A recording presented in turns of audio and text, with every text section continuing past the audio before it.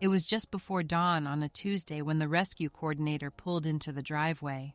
I had barely slept, my mind racing with anticipation for the dog I was about to meet. Her name was Sequoyah.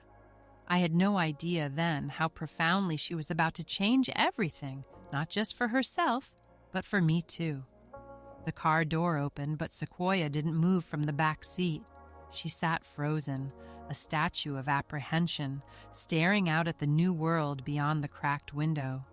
Unfamiliar suburban sounds, the fresh pine scent from nearby trees, the vast open yard. It was all too much. Her body rigid, a silent testament to a life without kindness, bracing against the unknown. I waited, heart pounding, for what felt like an eternity, understanding her fear in a way I hadn't expected. Her muscles were visibly tensed, a low tremble occasionally running through her slender frame. The sheer openness of the driveway seemed to paralyze her, making every new detail a source of overwhelming anxiety. Her gaze was fixed, unblinking, as if trying to decipher a complex, dangerous puzzle. She seemed utterly overwhelmed, her entire being trapped by her difficult past. This American bully had known only confinement, her basic needs often ignored, her spirit dimmed by constant uncertainty.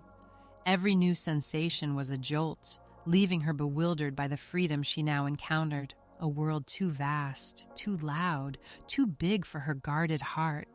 She barely dared to breathe, her frame trembling almost imperceptibly, a silent plea for quiet. The scent of fresh air, the rustle of leaves, even the gentle breeze, all seemed to trigger a deep-seated panic. It was a raw display of vulnerability, a silent scream from a dog who had never learned to trust. Every shadow that shifted, every distant hum of traffic, seemed to amplify her internal struggle. Sequoyah had been rescued from a backyard breeder, a place where profit overshadowed care. I had pictured a strong, resilient American bully, but the reality was a fragile creature. She was severely underweight, her ribs protruding sharply, muscles atrophied from disuse. A profound uncertainty marked her every hesitant gesture, a shadow of the playful dog she was meant to be, her potential buried under deep neglect. My heart ached for her. Her coat was dull, her paws scarred, silent evidence of a life spent on unforgiving surfaces. She had never known a kind touch, never felt the warmth of a secure home, making her current terror profoundly understandable. Her timid glances around the unfamiliar surroundings spoke volumes of her past trauma. There was a deep sadness in her gentle eyes, not quite fear, but a weary resignation that spoke volumes. It was a profound lack of any expectation for hope or joy, a quiet acceptance of hardship, of a life lived without warmth.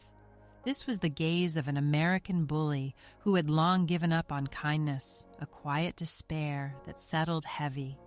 In her eyes, I saw my own silent, lingering grief reflected back, a shared burden of loss.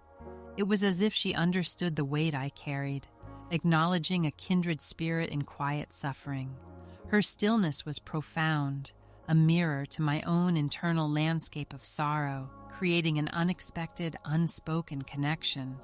It was a gaze that transcended species, a shared understanding of pain that needed no words.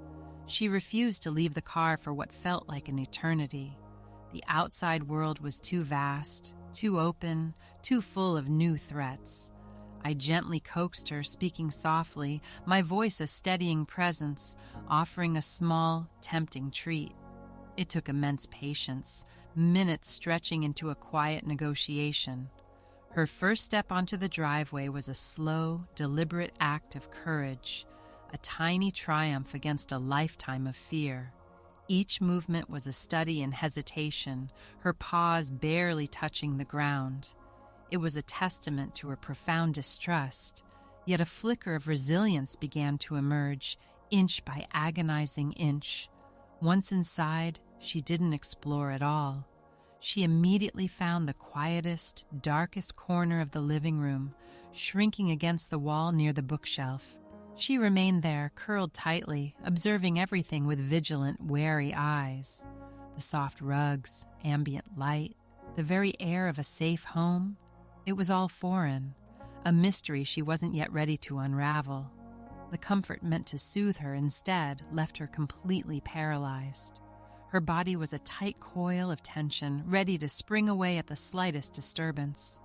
Even the softest sounds would make her flinch, pulling further into herself, seeking the illusion of invisibility.